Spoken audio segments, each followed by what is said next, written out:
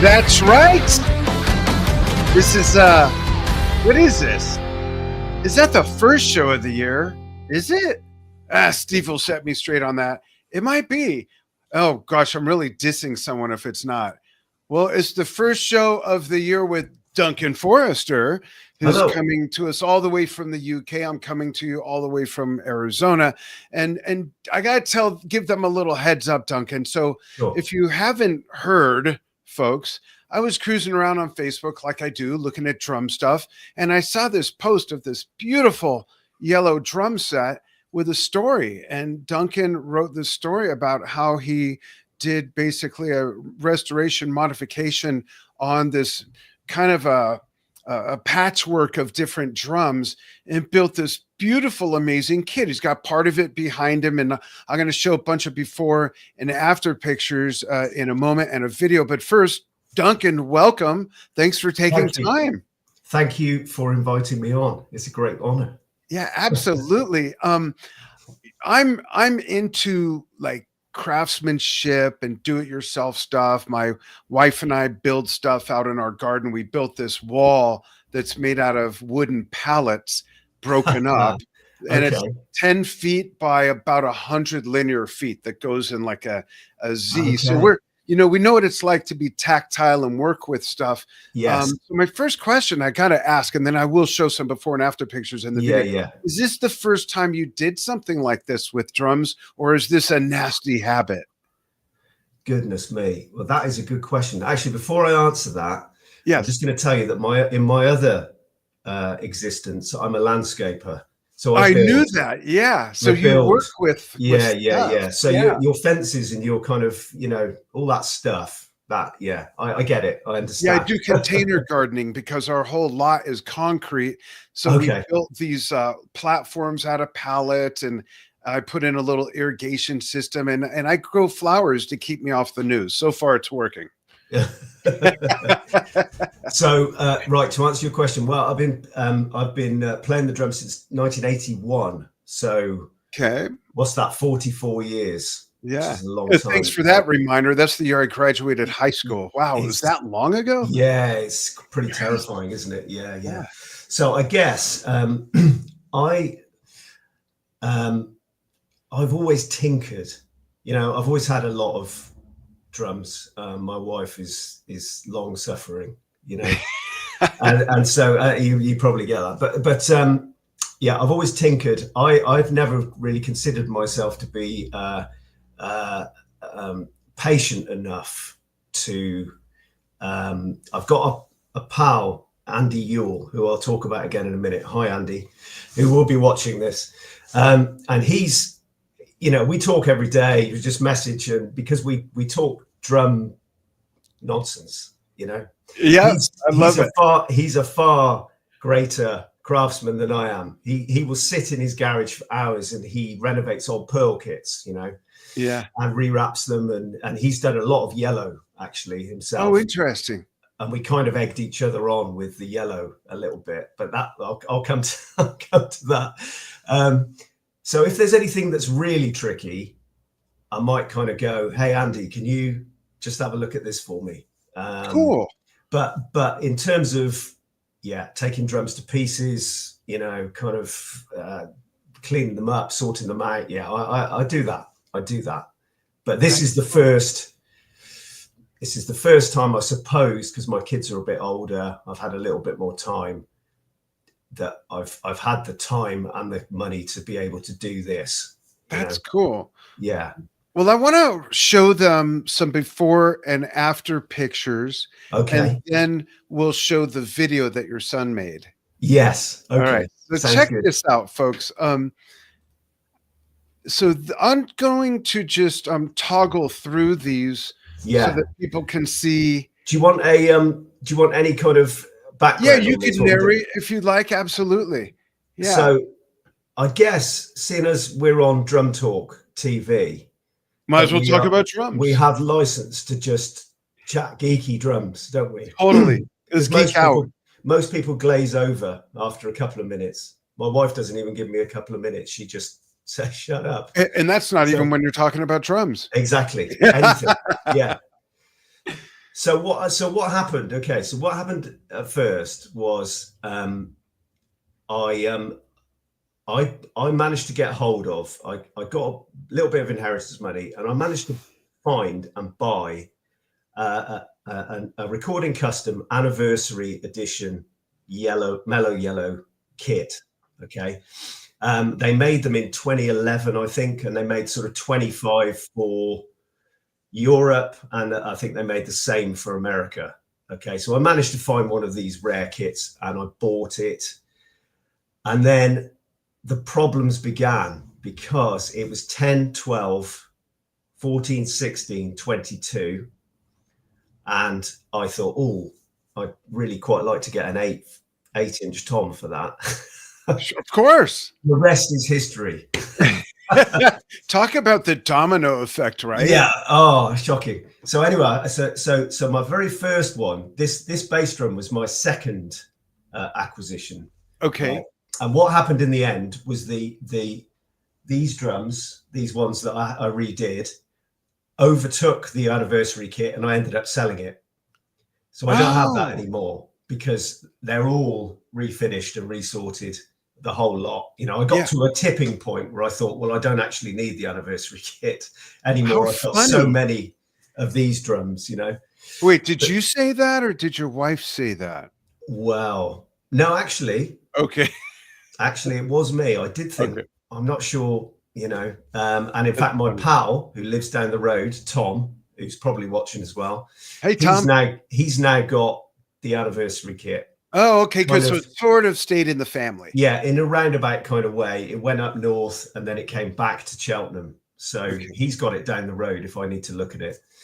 Nice. So the first drum was an 8. And then there's a guy called Leigh Smith, who has got a drum shop in Bridgend in Wales, in South Wales, which is just over the border from us. It's about an hour's drive from me.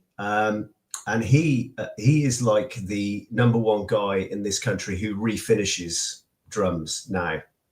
And he's built this business up. He's got a drum shop and everything else, but one of the strings to his bow is that he refinishes drums very beautifully.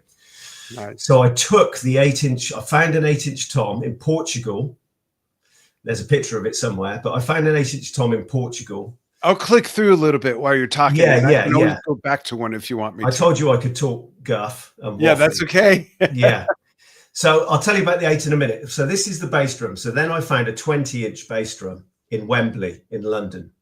Oh. Okay. And this guy had it in his lockup. And these were the pictures I saw on eBay. Okay. Right. And the guy just said, Yamaha 9000 bass drum. Somebody, as you can see in that picture, it's not an alien visitation. That is somebody had put pearl legs on the thing. Yeah. Okay. I was trying to figure out what was going on there. Yeah. Yeah. So the driller killer came out and he obviously drilled the shell to pieces. Wow. And so I managed to pick that drum up. I think it was for about £30. Wow. Right? Which for 9,000, if anyone knows, is ridiculous. Sure. And so I got this thing home and it was more or less intact, although it didn't have the proper spurs. It didn't have any spurs with it. It had the hoops and it had all the lugs and everything else, but it didn't have the spurs. And that was the condition that I found it in. It did still have the badge, which was really good. And that is this one here. Okay. Wow. Right. A bit of a difference. Yeah. Yeah. And so it was wrapped in a black vinyl. And so underneath it's the aquamarine. They did it like an aquamarine. There's another picture of it, I think. That's it. There we go. And I want to just interrupt, if I may, and just tell people, hang in there. Just hang in there with these before pictures, because the after pictures in the video will blow your mind and maybe inspire you to do one of two things or both. One, maybe you want to do your own Restomod. Number 2, show us video tours of your kit, no matter what the condition is. But anyhow, go ahead. I wanted to make sure people hang out to the final result. So anyway, so that was, then I got the wrap off it, and I thought, well, that's nice, but it looks pretty good there, but it was a bit beaten up. and obviously it had a kind of hard life, but the edges were good. It was in round. And so I think I recall that I got Andy to fill the extra holes on the bass drum. I had to buy a new set of spurs from Yamaha, which cost a ridiculous amount of money, more than the rest of the drum put together. Right, I was going to say. Yeah, so these spurs, 9,000 spurs are kind of hard to get hold of, and they're expensive. So, and then having already done the 8-inch drum, I then took that to Leigh at Cariad, and he refinished it for me. And then I bolted it all together, and there it is. And it's my favorite. Awesome. It's the one I gig the most. Let's click through so they can see the before, and then I want to get to the beautiful after pictures, because people are impatient, and I don't want them to bail before they see the real candy. So these are the things that Duncan had to work with. Yeah, so there was a variety of colors. Most of them were not conditions, right? Yeah, and most of them were not in amazing condition. I know there's always a few purist people who quite rightly might go, "Oh, how have you done this?" I'll tell you a little story about this one in a minute. This is the little 18-inch bass drum, which is that one. You can see it there. Yeah. Down there. So I had to go to Paris to get that. Oh, wow. Yes. Wow. Yeah. So that's okay. So that is the snare drum, which is apparently found on the side of the road. Yeah. This is somebody. There might be another picture of it, but when I got this snare drum more recently, somebody had actually put one of the Yamaha tom mounts onto the shell of the snare drum in the early 1980s. Oh, wow. And it had been there ever since. There you go. Yeah. Okay. So that's what condition it was in. But if you scroll back to the other one, Andy did that for me, and he filled it properly, sorted it all out. Yeah. And then I had it sprayed by Leigh again, who's done all of these. That's cool. Now I'm going to go this way. Yeah. Look at this, folks. Look at what it turned in. It's mind-blowing. What a work of art. You must be proud. Do you know what? That is so excuse me. That is up at the back, one of the back factory rooms of my pals Chris and Gareth at Highwood Drums and Highwood Music.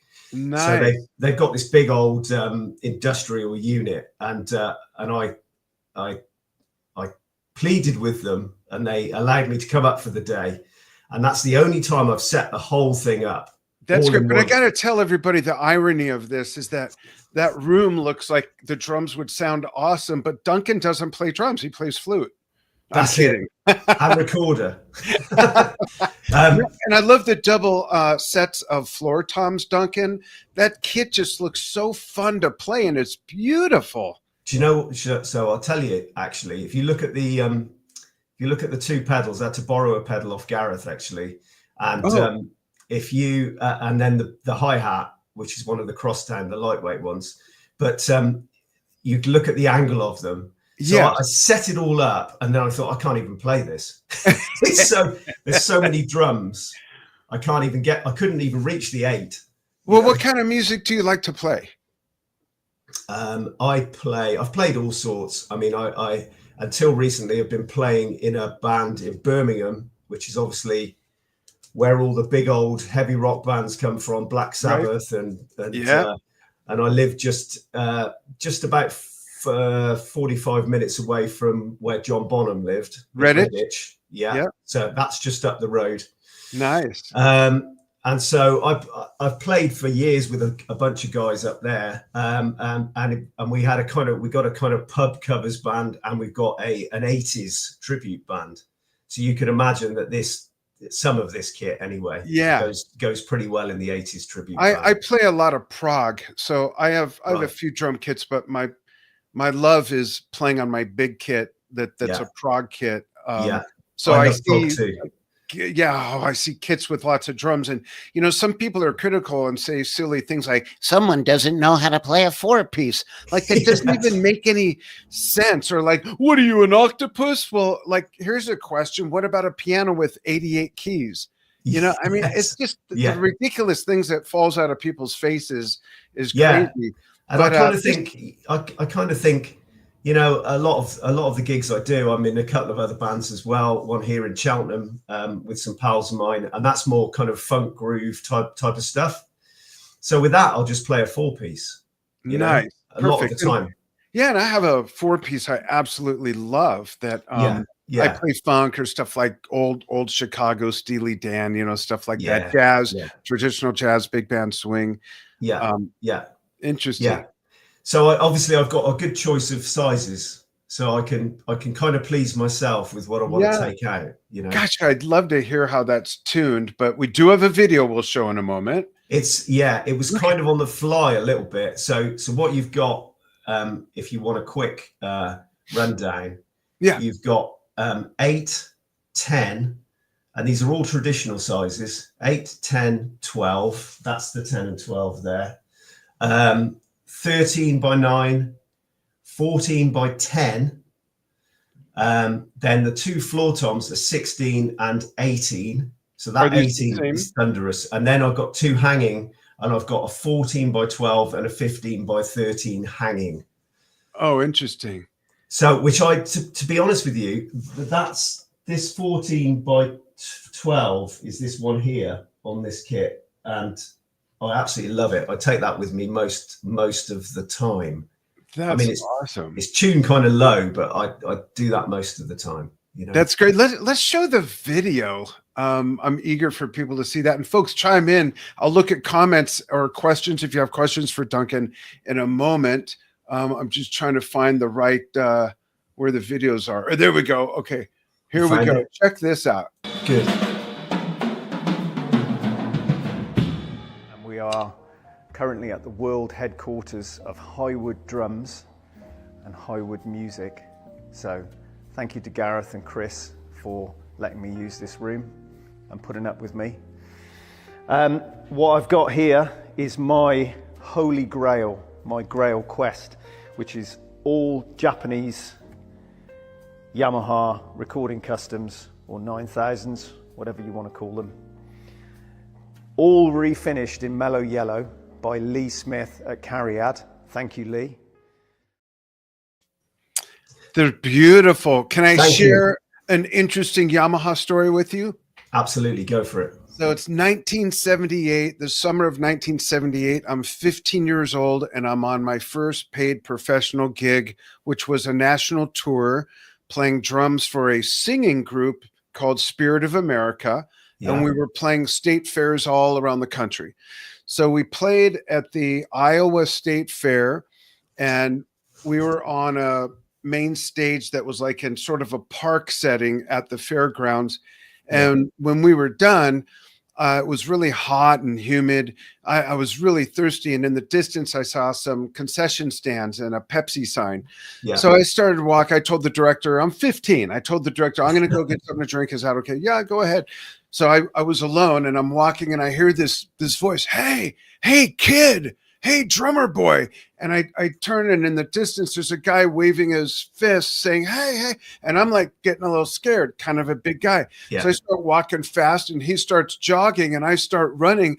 Kid, wait, kid. I'm just thinking all I can do is get to the Pepsi stand where there's grown-ups and I'll be safe. So I get there and I'm all out of breath. And the guy's all, are you okay? And this guy slams up against the counter out of breath. And he says, hey, and he holds his hand out and he says, I saw you play. That was really good. I'm Sam Foster, the drummer for the Osmonds, who were playing on the main stage that night. And I'm like, oh, okay.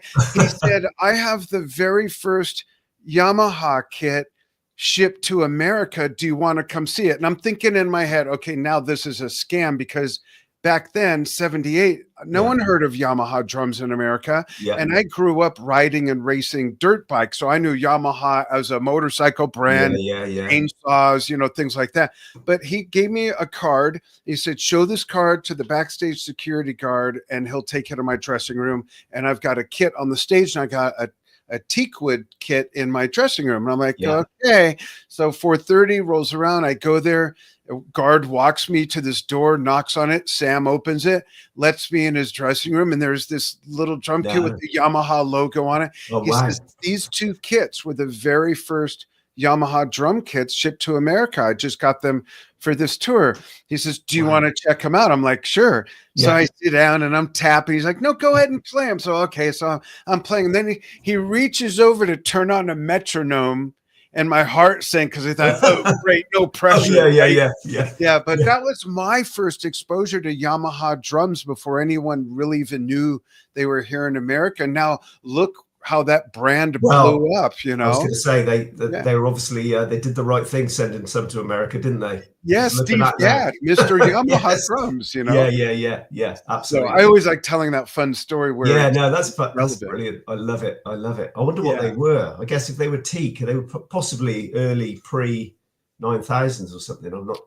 because it was 78. It was 1978. And I think around about that time they were just revving up to, because I think these guys, the earliest ones of these are 82. So and the other kit he had on stage were they were painted, but they were maple shells. For some reason, this other kit was, I'm pretty sure it was teak, and it was an all natural wood finish. It was really neat. They sounded great. So wow.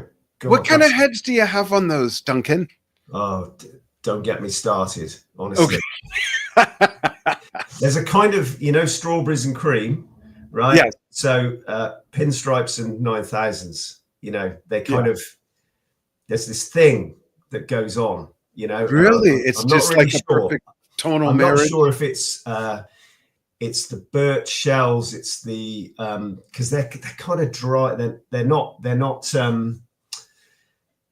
not super resonant drums. I mean, you can make them very resonant. You don't see a lot of jazz drummers playing them, I don't think.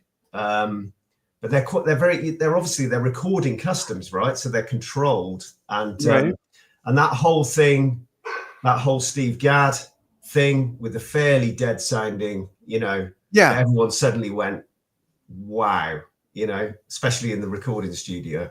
Yeah. Anyway, I've been through a lot of different heads, kind of clear ambassadors or emperors work great, or the Evans equivalent, but I gotta say they do sound great with the pinstripes on. That's awesome. They really do. The snare looks like a coated Evans, is that right?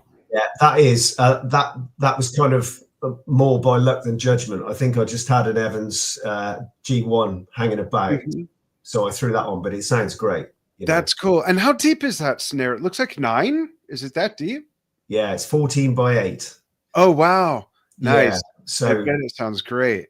And I kind of I wasn't even necessarily planning. There's that drum has always been kind of, if one comes up and it's not ridiculous money, because these recording customs still fetch an awful lot of money, certainly here in the UK, and I think in America as well, just because of, they sound great, and there's a lot of nostalgia attached to them,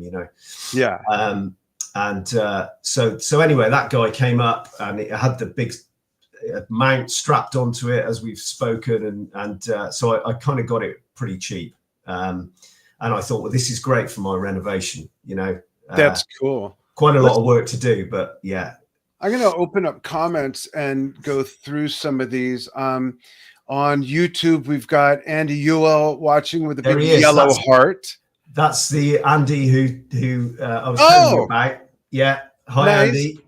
And then we've got 905 Alive says, funny, I wish I could post a pic, but I went to HS with Mickey Curry, Hall & Oates, Bryan Adams, when he left for Hall & Oates, bought his 70s Fibes kit that he used. Wow. If you're on Facebook, 905 Alive, go ahead and send us something. Well, you can send that through our website in the videos submissions tab on the top right of drumtalktv.com. We'd love to receive pictures, or even more so videos, of people giving their tours of their kits. So that would be cool. And then he or she, I don't know, it says 905 Alive, says in the scratch band in Connecticut with G.E. Smith. Oh, and 2 years ago, I also restored it It sounds great. That's awesome. John McCarty watching on Facebook is watching from Mulika. I hope I'm pronouncing that right. Mulika Hill, New Jersey, sorry, New Jersey. And then we've got Scott Hanahowen in Michigan, and Gary Harper watching on YouTube. That's another pal of mine, Gary. Is it? Cool. I need to tell you a bit about Gary in a minute. Yeah. Okay. Yeah. He says, loving the chat. Hi, Dunk and Dan. Another Yami 9,000 mega fan here. Awesome. Awesome, Gary. Thanks for tuning in. And Andy also says, is it true that yellow drums sound better? Ask Bill Bruford. And I'm having a brain fart. Bill Bruford, Lars Ehrlich. Well, Lars copied us, I reckon. He's he's a devil for that. You got to watch him, Yeah, but also I'm forgetting. I'm having a serious senior moment. He used to play with Santana before Cindy jumped back in. Dennis, thank you. Chambers. Yeah. Those are the three biggest yellow kit performers I could think of. Bill Bruford, Dennis Chambers, and Lars. And I think, didn't Vinny have a yellow Gretsch? Yes, you're right. Yeah. But I didn't mention him. Not many people are aware of him. No, what Vinny who? Yeah. But yeah, spill some tea on Gary. So hi Gary, I'm about to spill the beans on you. Gary is another good pal of mine, and he lives, I guess, he lives in Gloucester, which is there's kind of a divide between Cheltenham. But no, he's out in the sticks a little bit by the river. So, but he is by the river Styx, or no, not by the river Styx. Okay. Imagine the ferryman. A yellow ferry. He is an insane Yamaha drum collector. I think he sold a few of them off. Is that right, Gary? He sold a few of them off recently. And but he had, and he loves these 9000s as well. Okay. So at some point, I think he had a kit in every color. An original. Of each like Yamaha 9000 finish? Yes. So we had, how many were there, Duncan? So there was black, obviously black cherry wood. Those were the really famous ones. Yeah. Jade green, right. Which is and that's the kit. I've been trying to. Gary's got a jade green, and I've tried to buy it off him a couple of times, but he's not having it.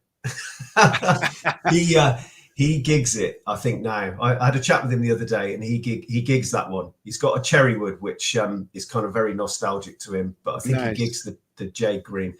And then there was white, a stage white. There was obviously the yellow, hot red. I've got another pal over in Gloucester, Shane, who's got a hot red. Nice. And I'm trying to think what other colours. There was the aqua, the bass drum. Was the kind of wood aqua finish. Stain. Yeah, that's beautiful. And I'm probably I might be missing one or two, but anyway, Gary had pretty much I think every one. Yeah, that's cool. And also, I think the new Yamaha Absolute Maple hybrids. I think he had one of those each as well in all the different colours. And do you remember Steve Jordan did a signature kind of Yamaha Club Custom that was a swirl? Yeah, very very cool. And there was an orange swirl, a blue swirl, and a black swirl. Yeah, looked like ice cream with cream. Yeah, that's it. Yeah, and of course Gary had one of each of those as well. Yeah, wow. And so he's just got, you walk into his house and it's like he's got this fairly big house and it's just full of, every bedroom's full of. What else would you do with the bedroom? Yeah, well, exactly. And plus the new reissue recording customs. They don't call them 9000s anymore. He had. I think one of each of those colors as well, because there was the kind of the surf green and the kind of black and everything. So anyway, there we go. So Gary, we are your support group if you ever need to talk. No intervention needed for that habit. And then we've also got Darren Batchelor says, great kit. I've got an 11-piece polychromatic red 1970s Premier full concert toms, still play it today. That's awesome. My kit is ancient. There's some new videos of me playing. We're doing a drumming in our membership site. And you don't have to be a paid member to be part of this. At drumtalktvbrilliance.com, Steve will put the info in there with a discount code. We have drumming challenges each month to honor legendary drummers. This month is Phil Collins. So there's about 5 videos of me playing Robert Plant songs on my big kit with Phil playing drums. And I recorded 3 or 4 old Genesis songs last night that'll go up tomorrow. But my big blue kit that many of you have seen, the first 5 drums of that kit are 1970 pearls. Those were my first drum kit. Then in 78, I got Tama Imperial Stars that got mixed in. And in between, I got an 8 and a 10 chrome over wood Slingerland concert toms. Then in 1983, I had all of them painted that blue that you folks have seen, and I mixed that color myself. Funny story when it comes to concert toms, I bring it up because of what Darren said.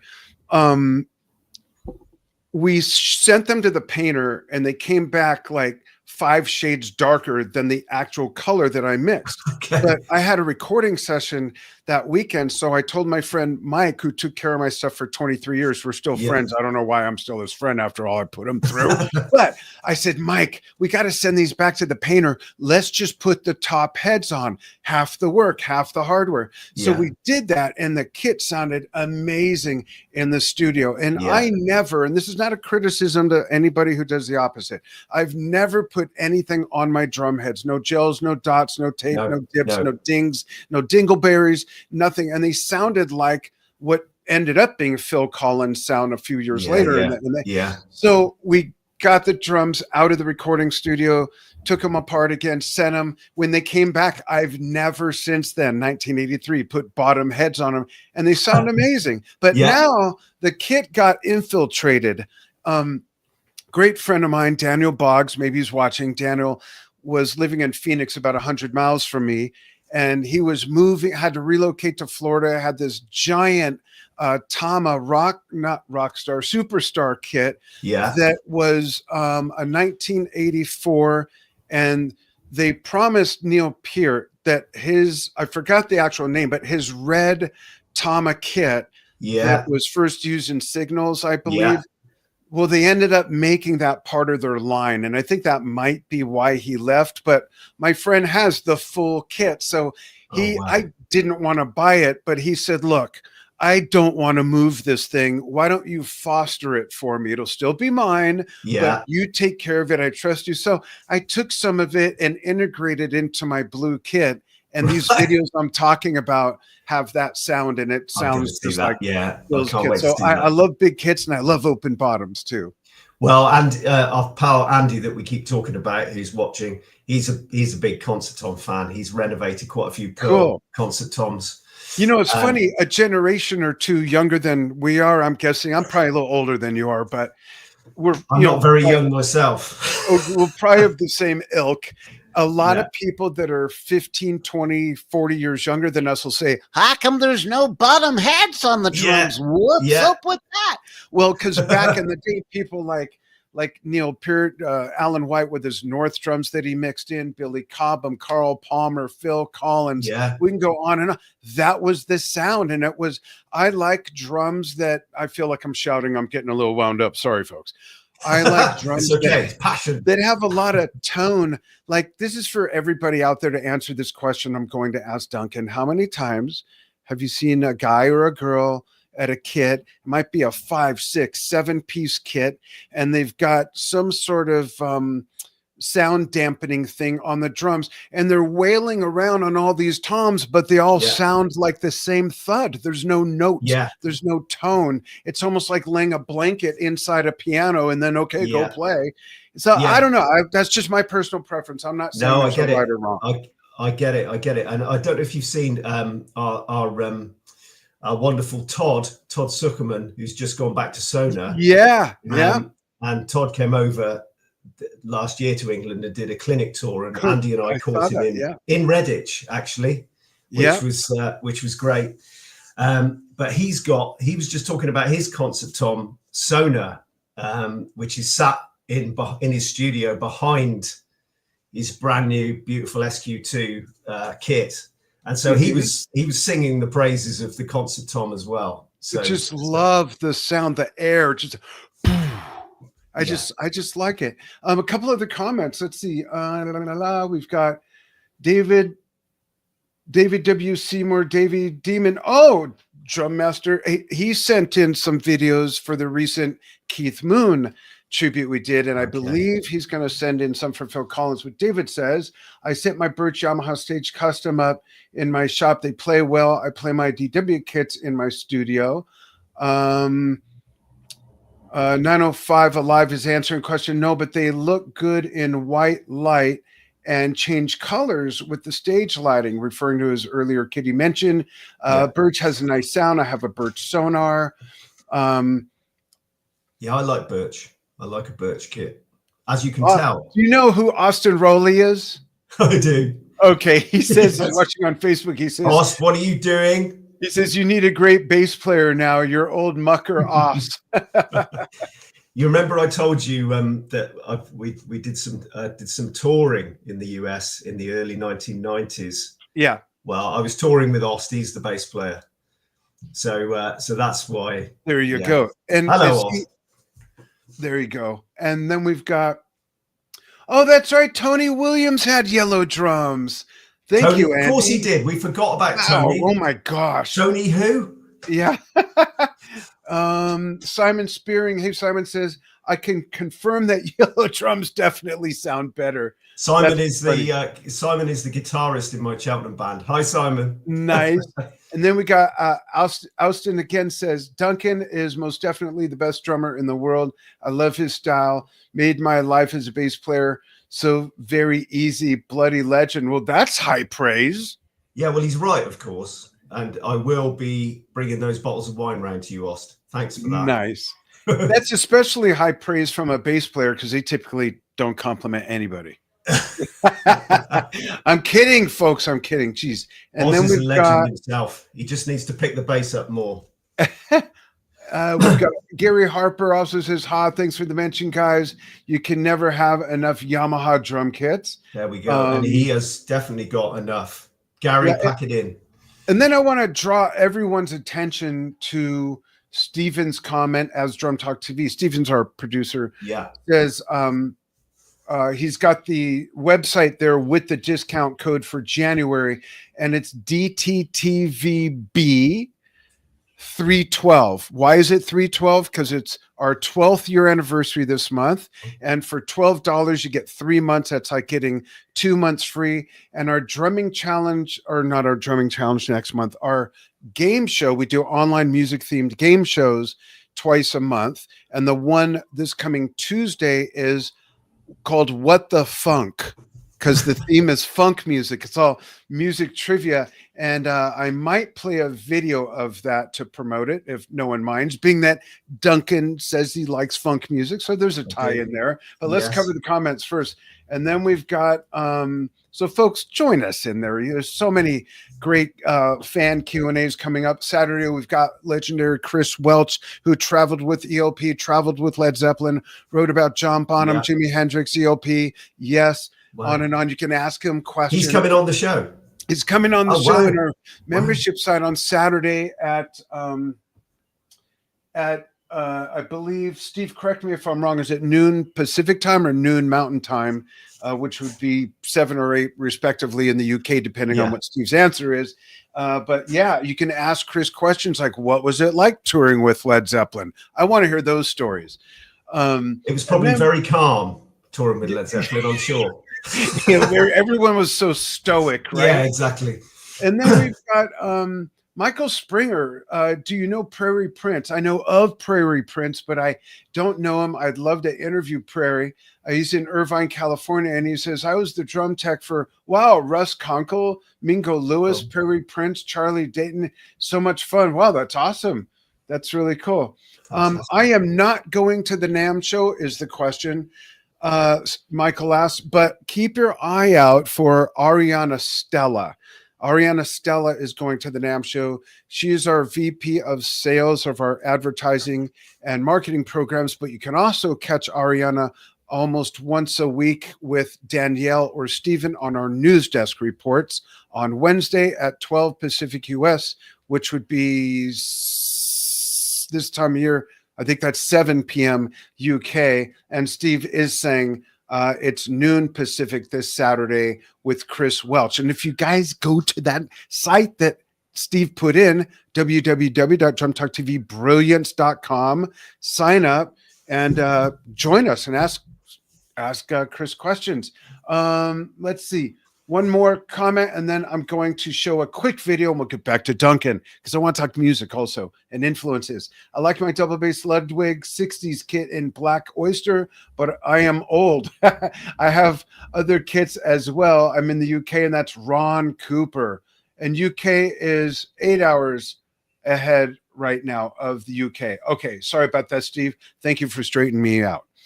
So let's all, if you don't mind, everybody indulging me, here's a promo for the Chris Welch thing that's coming up, and it's in our virtual environment. What? Check this out.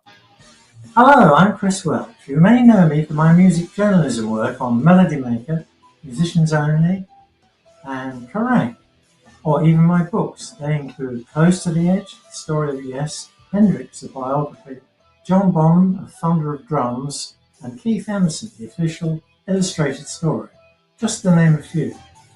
You can join me for a Q&A where you, the fans, can ask me some questions.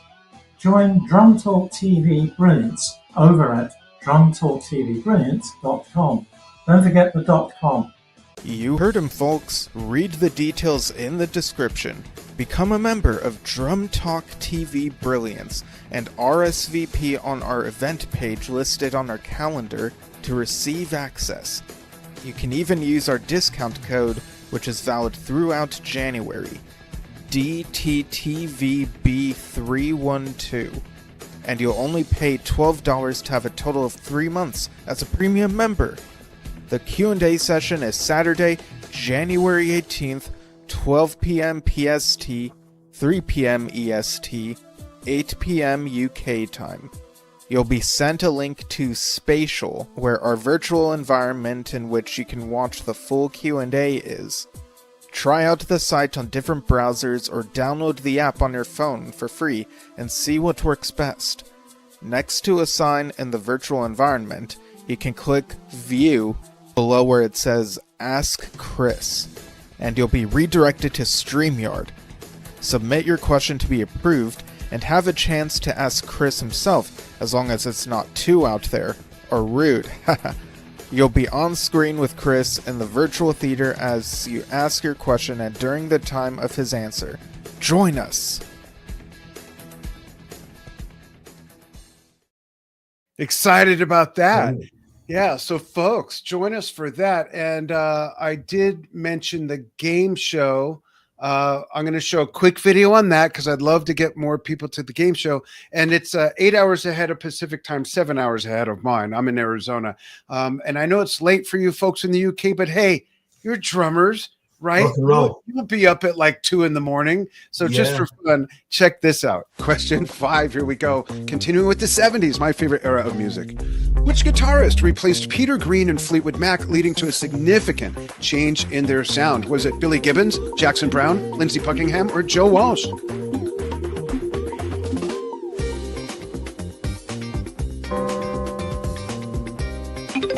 Ooh, 14% for Billy Gibbons of ZZ Top and 86% of Lindsey Buckingham, not too coincidentally, of Lindsey Buckingham and Fleetwood Mac. Good one. Watch the leaderboard. Let's see what happens. Keep your eye on it.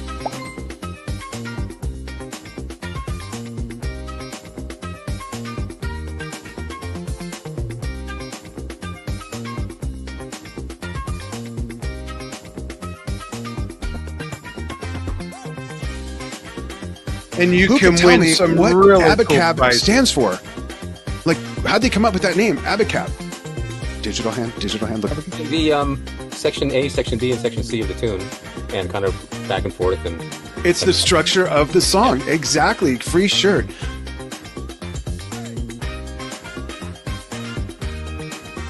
lots of fun. We'd love to see you folks there. And as I mentioned, that theme is called What the Funk, because it's funk trivia. And you'd be surprised how many hard rock bands are going to be featured, and even a prog band, because funk is everywhere, right? Who are some of your first influences on drums, Duncan, and why the drums? Like, seriously, why drums? Well, so my brother, who may be watching, is a guitar player. We'll forgive him for that. He's 4 years older than me. You guys still talk? So we used to be forced to church, obviously, as youngsters, and he started playing the guitar, and then being the annoying little brother, I kept saying, "Oh, I want to play the guitar as well," and and then my mum, bless her, actually, she lived to regret it, but said, "Well, why don't you play something different?" And so on my 13th birthday, I had a bit of money, and I went and bought a Premier new era student model snare drum, one of those real, probably there's plenty of people who can remember those, and that was it. I didn't need to be asked twice. Wow. I was off. I'd spent all my time, it hooked me immediately. That's great. And how old were you again? 13. So I was 13, yeah. So and in fact, my brother and I formed a band, and I was doing my first gigs within that first year of learning to play. So when I was 13, I started gigging. And so Neil, bless him, Neil Peart, he's my god. Nice. And I know he's for a lot of people. And God rest him. But yeah, absolutely. Neil was always number one. That's cool. Neil's way high up there for me as well. And the February drumming challenge in our membership site is called For the Love of Neil. And it's going to be Neil. And here's the thing with, and I'll show a little video on the drumming challenge stuff in a moment, but with our drumming challenges, you play to the original releases by the artist. They will not be flagged. They will not be muted because we don't have that algorithm in our platform, and we don't need to. So you get to play to stuff that is stuff and everything. And it's really a blast. Do you mind if I show a real quick video on that? No, you go. Okay, let's go to this one here. Phil Collins, a legend, an amazing drummer, a musician who redefined the sound of an era. From his groundbreaking drumming with Genesis to his chart-topping solo career and working with artists Robert Plant, Eric Clapton, and many others, Phil has sold over 150 million albums, won 8 Grammys, an Academy Award, and left an indelible mark on music history. His iconic beats and unforgettable melodies continue to inspire generations. We are excited to announce our Phil Collins Play Along Drumming Challenge, all during the month of January, to honor him during his birthday month. Here's how you can be part of it. Choose any track that Phil Collins has played drums on. This can be with Genesis, his solo career, Brand X, Robert Plant, Eric Clapton, Tears for Fears, or any others. Video record yourself playing along to the track with your camera in horizontal mode. Submit your video on the challenge page located inside your Drum Talk TV Brilliance account. You don't have one yet? Then go to www.drumtalktvbrilliance.com and set one up. It only takes a quick moment. Your video or videos will be reviewed and judged based on 4 main elements, which are on the submission page. The top 3 winners get prizes ranging from $50 to up to $125 gift certificate to their favorite music store. So join us in celebrating one of the greatest drummers with over 5 decades of great music. Sign up to our free Brilliance Showcase at www.drumtalktvbrilliance.com and fill January with Phil. We would love to see you folks participate on that. But let's talk about Duncan being part of, let me get the right photo that I want here. Let's talk about Duncan being part of the Neil Peart tribute. And I'm going to send you a code to give you a free membership. Oh, thank you. Yeah, absolutely. And share it with the guys who chatted in as well. You're more than welcome to do that. I will do. I will do. Yes. So as a paid member, people can be, or premium membership, can submit as many songs as they want.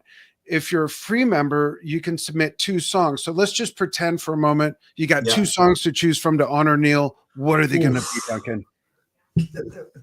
You're not putting me on the spot or anything, are you? Because, one of the things that always mystified me about Neil, one of the many things, was just, what the hell is he doing? Because right, we in the 1980s, we didn't have YouTube, did we? We didn't have anything at our fingertips going, this is exactly how he's done it. So we had you have to go to a record on to see it and then memorize it. We couldn't have videos that played over and over. Yeah. So I guess this is, why us older drummers are much better than the young guys. Oh, did I say that? Oops. I'm joking. English humor. But you had to put a record on, right? And listen to it over and over again and try and work out, what was that? What did he just do? How did he do that? I don't know, Duncan, I remember vividly picking up the needle and dropping it over and over and over that fill in YYZ just until I got it memorized. Then I'd run downstairs to the attached garage where my drums were. I'd sit down and go, oh, what was that? Run back upstairs, do it again. So I got you on that, man. So obviously, it's cliche, I know, but you'd have to have a go at Tom Sawyer, wouldn't you? As even Neil would say, the hardest one. I'd said plenty of times, very, very, very difficult song to play. Yeah. Obviously Spirit of the Radio, the classics, but let's throw a curveball in there and say we're going to do side 1 of Hemispheres as well. Oh, yes. Thank you. Absolutely. That's the first tour I saw of them. Oh, was it? Okay. Yeah. And I saw it twice. I saw it, I don't remember if it was 2 nights in a row or if there was a night off in between, but the first night they played Long Beach Arena, which is a big sports arena type place. The next night was in an auditorium that's no longer around. It was called the Swing Auditorium in San Bernardino, California, where they used to have boxing matches, and it was built out of an old airplane hangar. So it was like a third of the size. They couldn't have the projection or the pyro or anything, but it was neat to see them in both in 2 different environments. Yeah, it was a totally different experience in some ways. That's cool. So now let's add, off the top of your head, premium member, get to submit as many as you want. It's like playing poker with 8 hands instead of 2. What 4 additional songs would you add to your submissions? What, of anything, or just Neil? Yeah, of Neil.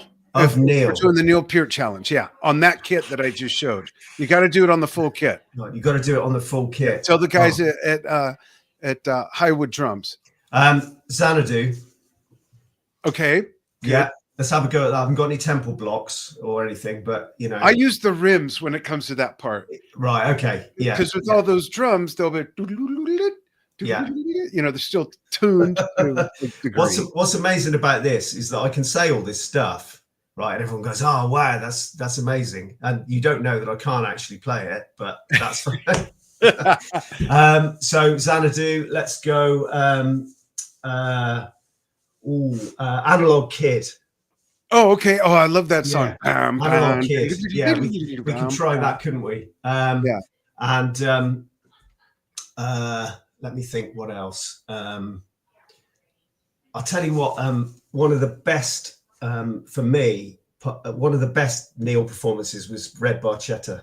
Oh, absolutely. All the drums at the end, just beautiful, absolutely beautiful. So I'll have a go at that and fail really, really badly.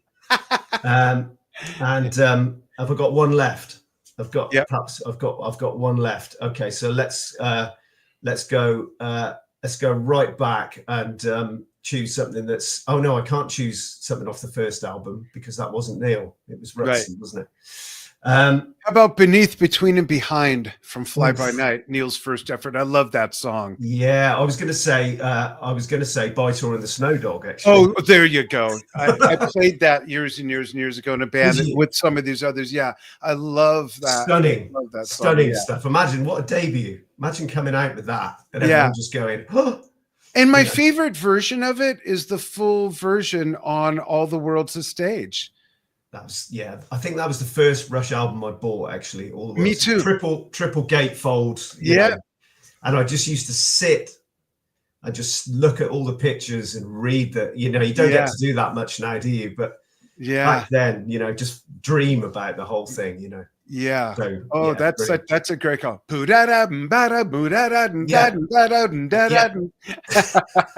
They were. We do that easy, no problem. No problem. But when you do this challenge, and I hope you do participate, you got to do it on that whole kit. Oh my God. Well, I'm gonna have to find somewhere to set it all up.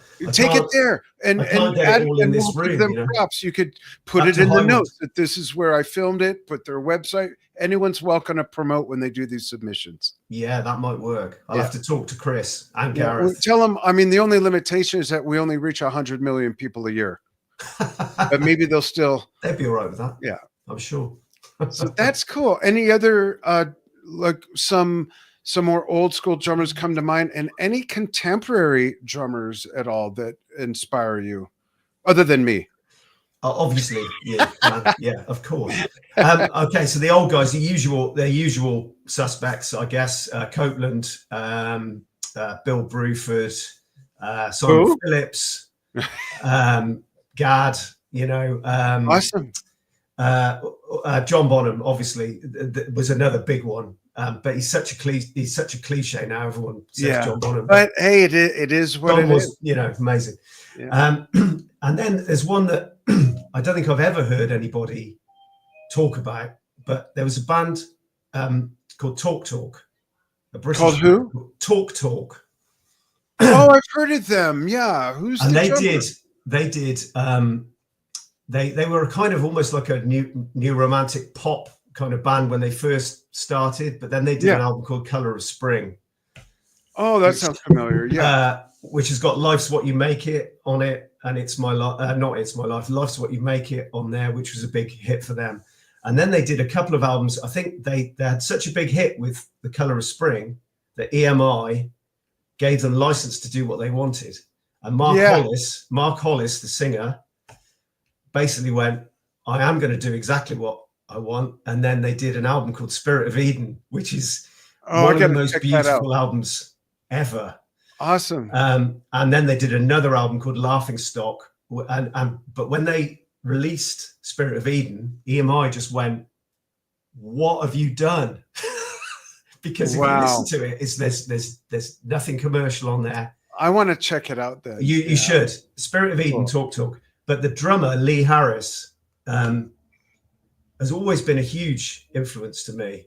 And a very sparse, almost jazzy kind of drumming, really, really stripped back, really haunting playing. In the earlier days, he had a huge Tama Art Star, I think, huge, great kit.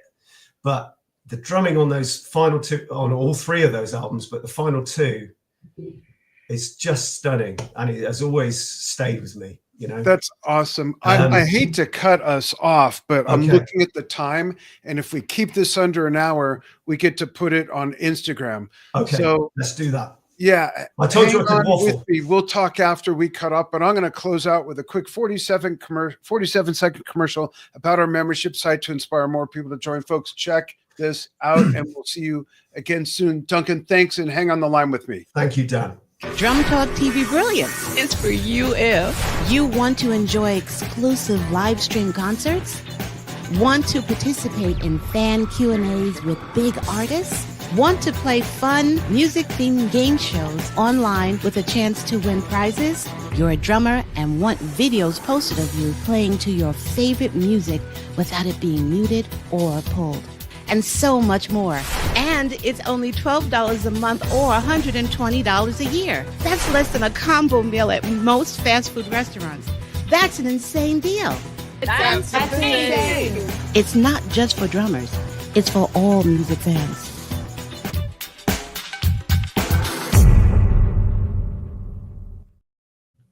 All right, folks, we'd love to see you there. Thank you, Duncan. Hang on the line with me. Thank you, everybody, for watching and everybody who commented, whether live or during the archive. And we'll see you soon. Thanks.